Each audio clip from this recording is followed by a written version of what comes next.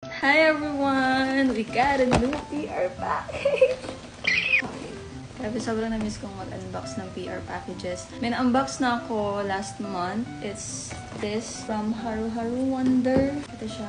Well, nasa dump account ko yun. Since yun yung account na na-register ko sa YesTime kasi tinry ko naman siya. But anyways, this, oh my gosh! From Face Republic. Ang tagal ko nang hinihiling na sana pansin nila ako ulit. Ay, mapansin! Pagbukas mo, ito yung bubungad sa'yo. Find your own beauty.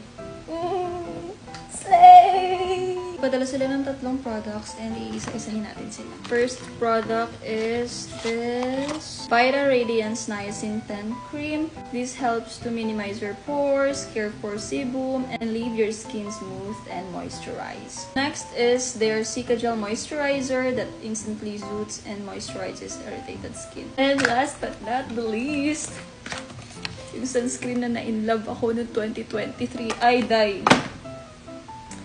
Purity Sun Essence na may SPF 50 PA4+.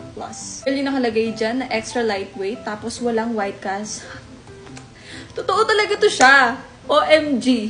Okay. Well, bait nyo na lang yung i-upload ko tomorrow kasi gagamitin ko rin naman to siya bukas sa lakad ko. Katuwa, meron ako ulit neto kasi mahal to siya eh. Pero worth the money talaga. The best talaga tong product na to. Ayan, yan. Tandaan nyo yan.